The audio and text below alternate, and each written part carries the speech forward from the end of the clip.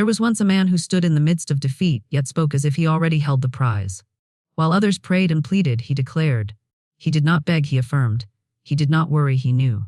The world called him mad, but heaven called him faithful. And as he stood there unwavering, life itself bent to his word and rearranged circumstances with divine precision. What he decreed in spirit, life obeyed in form.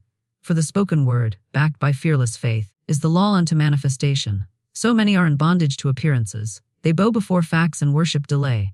But the soul who understands the power of the word need not wait. He steps ahead of the seen into the unseen, speaks the thing not as future but as now, and the universe, being but a mirror, reflects it back in form. He said, "It is already mine. The doors are opened. The money is paid. The way is clear. And behold, what was sealed was unlocked. What was owed was paid. What was crooked was made straight." He did not declare what he wished. He declared what was. He called the invisible into the visible, and acted as though it were already so, for he knew the game of life is not a waiting game, it is a declaring game. The word spoken in absolute faith is law unto itself. This is not a poetic idea nor a mere encouragement. It is spiritual law, fixed and unbreakable. When one understands this principle, he no longer speaks lightly, nor does he idly express complaints, fears, or doubts.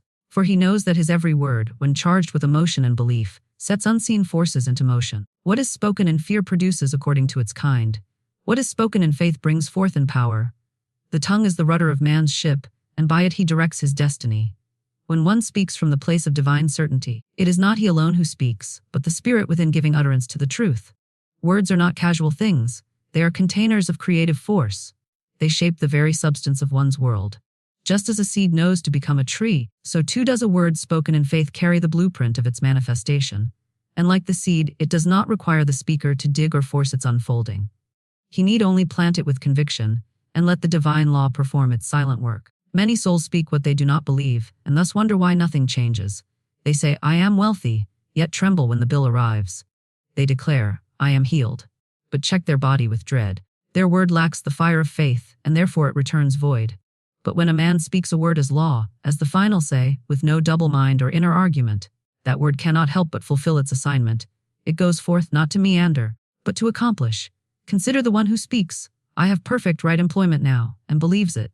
He does not wonder when, or how, or if. He thanks divine order for its completion, and walks forward as though he is already placed. The world may call him deluded, but the law calls him faithful. And soon enough the conditions align, not by accident, but by obedience to the word that was spoken in power. It is the wavering that delays. When a word is spoken and then doubted, it is like planting a seed and uprooting it daily to check for growth. No harvest can come to the one who digs up his own good with fear. The harvest answers only to steadfastness. It obeys the soul that speaks once, and then rests, knowing that the soil is good, the seed is right, and the law is at work. There is no need to speak the word over and over. One declaration in absolute faith outweighs 1,000 repetitions in worry. If you must repeat the word, it is not to convince the laud, it is to convince yourself. The law needs no persuading, only a directive. And once the word is given, the best action is gratitude, not insistence. Gratitude is the evidence of faith. It is the song of the soul that knows it is already done. Some say, "But I must be realistic." What they mean is they must be obedient to appearances. But appearances are not truth, they are old echoes of former beliefs.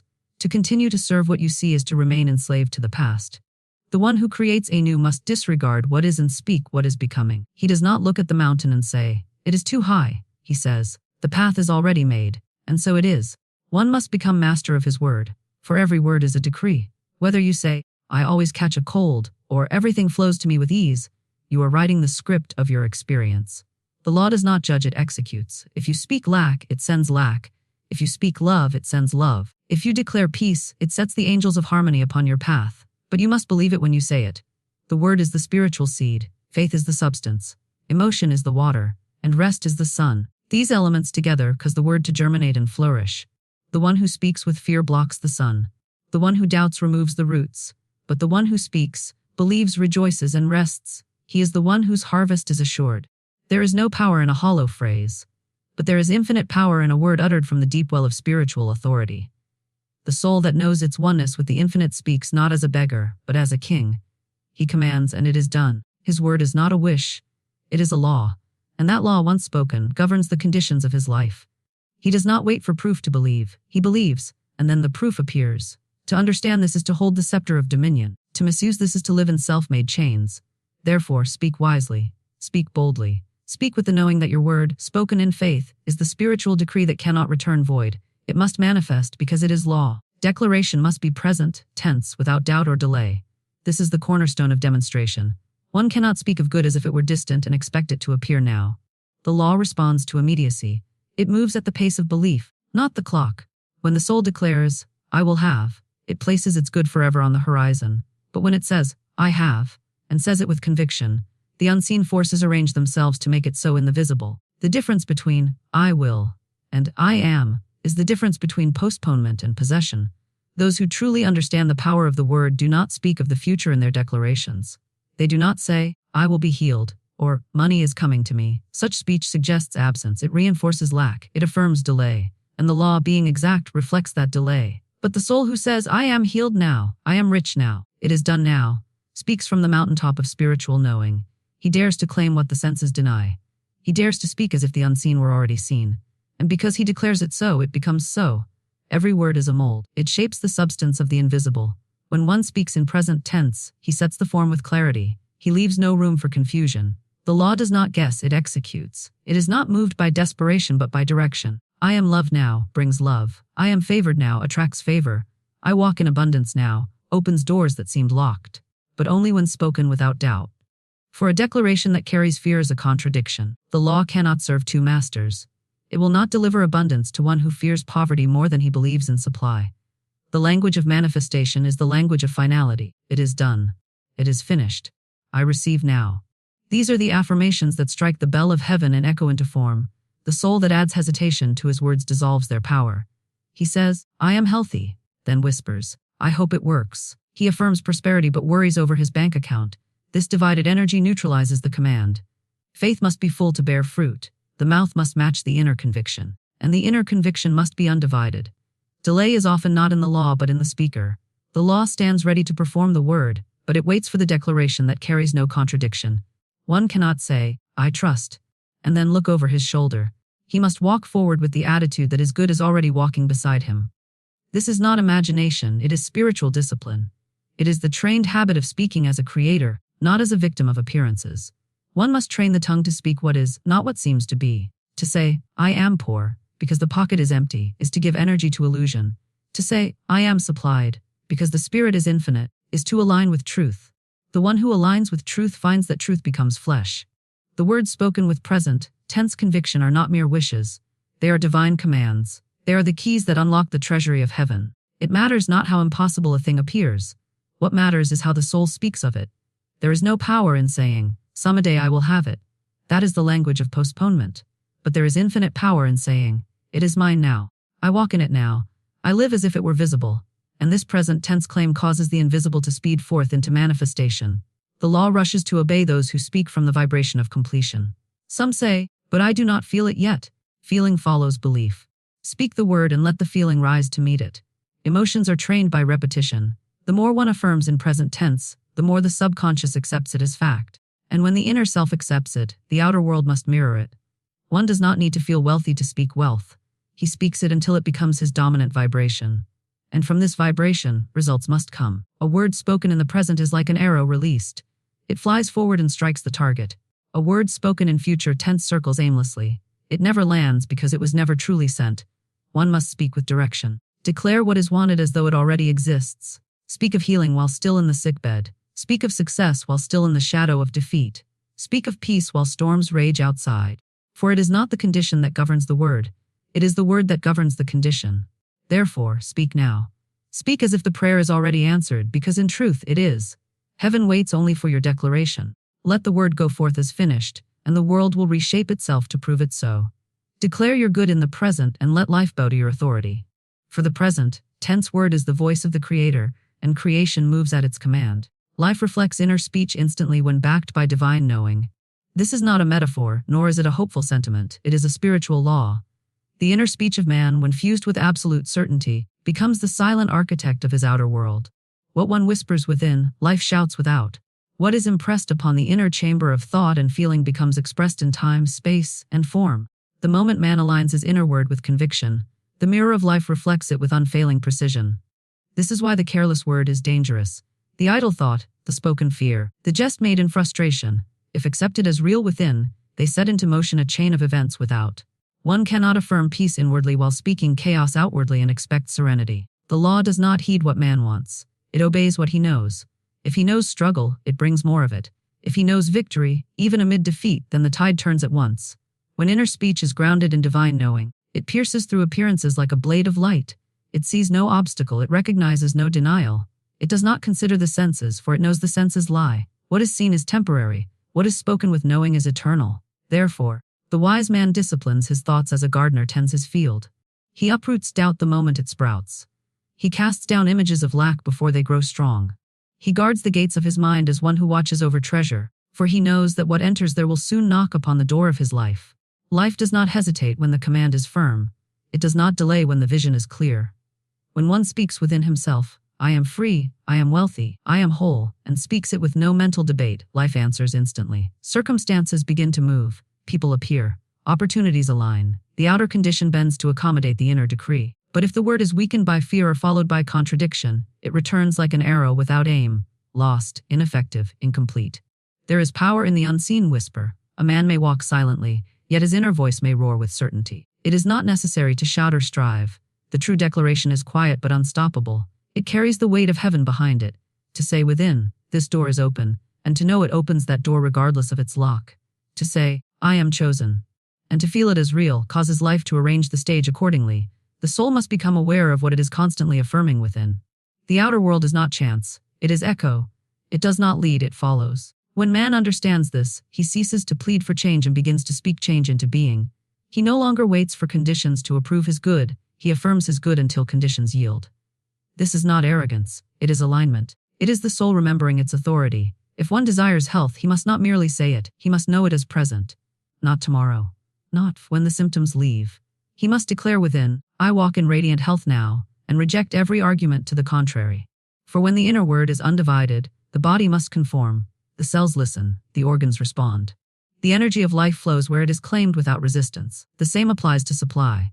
To say, money flows freely to me, and to believe it is already done, removes all barriers. Life does not delay abundance to the one who has already received it inwardly. He may not yet hold it in his hands, but because he holds it in his consciousness, the material form must follow. There can be no delay where there is no doubt. All life is a servant to belief. Inner speech is the language of creation. It must be guarded, trained, and used with reverence. Words may be dressed in politeness outwardly, but the subconscious only responds to what is spoken inwardly with power. One may say, all is well, while secretly trembling in fear. Such speech is void. But to say, all is well, and mean it with the whole being, causes storms to still and burdens to lift. The key is to speak as one already in possession, to affirm not as a wish but as a fact, to enter the scene of life as a writer, not a victim. The moment this inner declaration is fixed and firm, the outer must bow. Time cannot resist it. Matter cannot refuse it. For life is but a stage, and the script is written not with hands, but with the invisible ink of thought feeling, an inner word. The moment the soul declares and knows, life obeys instantly without fail. The appearance of lack must not override the truth of abundance. What the eyes see and the ears hear are but reflections of past beliefs, ghosts of yesterday's thought. They are not reality, only evidence of a former inner state. To live by appearances is to remain bound by illusion. One who sees an empty purse and declares, I am poor, merely strengthens the shadow and delays the light. The law of supply does not respond to visible proof, but to invisible knowing. To see lack and affirm abundance is the highest act of faith, and faith is the channel through which all good flows.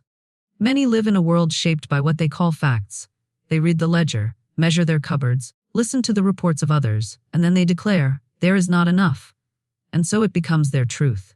But those who understand spiritual law do not measure by appearances. They measure by divine inheritance. They do not look at what is withheld. They look at what is within. For they know that all supply comes from the invisible, and the invisible is always full. The bank of spirit never closes. The treasury of the soul never runs dry. There may be moments when all around appears barren. Doors seem shut, requests go unanswered, and the world looks tight with resistance. Yet the wise one does not surrender to these shadows.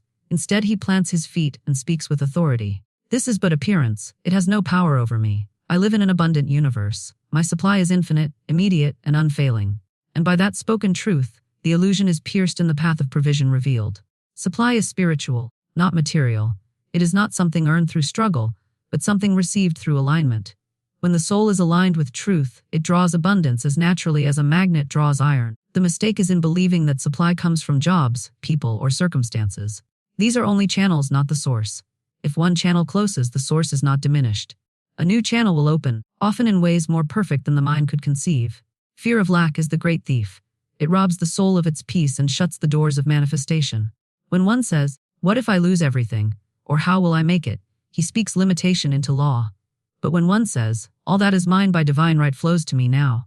I trust the process of life," he invites provision to find him. The vibration of fear repels. The vibration of certainty attracts. That is why faith must be practiced when appearances seem most contrary. To rehearse lack in thought, in word, or in conversation is to plant weeds in the garden of one's experience. Every time one says, "I can't afford it," "Things never work out," or "There's never enough," he inscribes scarcity upon his subconscious. But to say, even in the midst of delay, "I always have more than enough," is to rewrite the script of life. It is not a lie, it is a higher truth, waiting to manifest if only it is spoken into being. One must become deaf to the world of lack and attuned to the vibration of abundance. Let the pockets be empty, but the heart be full of praise. Let the bills arrive, but the mind stay fixed on supply. For the moment one refuses to bow before appearances, those appearances begin to change. The law is mechanical in its response. It brings what is believed and spoken, not what is begged or feared. Some say, "I will believe it when I see it." But spiritual law says, "You will see it when you believe it." Belief is the womb of manifestation. Appearances may scream poverty, but the soul that remains firm in abundance reshapes the outer world. Conditions bend, doors open, and the seeming drought becomes a flood. Not because of chance, but because truth was held above illusion. Let the word of abundance be your constant declaration. Speak it in the morning. Whisper it before sleep.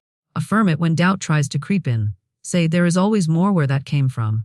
Divine substance is my constant companion. I give thanks for immediate supply." Let this become your inner melody, and soon the song of your soul will become the song of your life. To master appearances is to master the game. To ignore the shadow and speak only of light is the great secret. The world may scoff, but the soul who persists shall see their reward. For when one no longer reacts to lack, but stands firm in truth, the law must answer. And the answer always comes in the form of abundance, visible and overflowing, pressed down and running over. Resting in the fulfillment spiritually ensures swift manifestation physically. This is the forgotten art of manifestation, the holy stillness that follows a spoken word of power. So many speak the word, yet immediately take it back through worry. They affirm healing but fear symptoms. They declare prosperity and then anxiously count coins. They pray for love and then brace for abandonment. This restlessness contradicts the law. For the word, once spoken in truth, does not need to be shouted or repeated, it needs to be trusted. And trust is revealed through rest. Rest is not inaction, it is spiritual confidence. It is the still assurance that what has been claimed in spirit must unfold in matter. The soul who rests knows that once the command is given, the law moves unseen, silent, precise. Just as a seed planted in good soil does not need to be watched or dug up daily, so the word spoken in faith must be left undisturbed. It must be tended with praise, not anxiety. Watered with gratitude, not fear. Rest is the soul's declaration that it knows its word holds weight in the unseen. To rest is to surrender the how and the when, trusting that divine intelligence is already orchestrating every detail. The soul that rushes, forces, or worries reveals that it does not yet believe the word was received. Faith does not struggle. It does not grasp. It does not check the clock. Faith knows. And knowing produces peace. That peace is the very atmosphere in which demonstration is born. Every great act of manifestation is followed by a divine stillness, a calm expectancy, a serene gratitude that says, "It is done." This is the vibration that allows the invisible to become visible. But when the mind begins to interfere, calculating, doubting, questioning, this sacred rest is disturbed, and the good is delayed. To receive swiftly, one must learn to speak once with authority and then stand still, not passively but powerfully, not idly but confidently. The power lies not in repetition but in repose. Imagine one who orders a garment from a tailor. He makes his request, gives his measurements, and leaves the shop. He does not return every hour asking, "Is it ready? Did you forget?" No, he trusts the tailor's skill and timeline. He walks away with full expectation of delivery, and so it is with spiritual demonstration. Once the word is spoken, you must leave the matter in divine hands. To revisit it with fear is to insult the law. But to rest in the finished state is to call it forth quickly. Rest is the bridge between the unseen and the seen. It is the final ingredient in the alchemy of creation. Without it, the formula is incomplete. One may affirm and visualize, but without spiritual repose, the manifestation hangs suspended. Rest anchors the word into form. It declares, "I do not need to see it yet, for I already have it in the invisible." And because that attitude is truth, the physical must soon agree. Many imagine rest to be a kind of waiting, But rest is not waiting, it is dwelling. Dwelling in the feeling of the wish fulfilled. It is the soul walking already in the harvest before the fruit has ripened. It is wearing the garment in imagination before it is sown. It is speaking to the beloved before they have arrived. This inner acceptance is rest. It is the Sabbath of the soul. And in that Sabbath, creation completes itself without toil. The one who has mastered rest has mastered time, for in that state of divine contentment time collapses, delays dissolve, circumstances rearrange. The good that seemed far suddenly appears near. The one who was far from solution becomes suddenly surrounded by divine synchronicity, because rest signals completion, and completion in spirit must become completion in form. So let the mind be quiet after the word is spoken. Let the heart be light. Let the soul rejoice not in what is seen, but in what is known. For it is the knowing that draws the unseen into shape. It is the resting that allows the law to work unhindered. Just as the soil needs no help once the seed is planted, the law needs no assistance once the word is declared. It needs only your unwavering rest. Trust does not tremble, it does not chase, it does not beg, it rests. And in that rest lies the full power of manifestation. Speak once, believe deeply, and rest entirely. For resting in the fulfillment spiritually is the secret that unlocks the manifestation physically, swiftly, perfectly, and without strain. Across all these truths lies a single, unshakable principle: the spoken word. When embraced with unwavering faith and declared as present reality, wields divine power to shape life itself. It is not the outer circumstances that govern your destiny, but the inner conviction that you hold as truth. To declare without doubt, to speak in the present tense, to align your inner knowing with the highest good, to see beyond appearances of lack, and then to rest peacefully in the assurance of fulfillment. These are the keys to unlocking the universe's abundant blessings. When you master this sacred art of word and faith, life ceases to be a game of chance and becomes a masterpiece of deliberate creation, obedient to your every inspired declaration.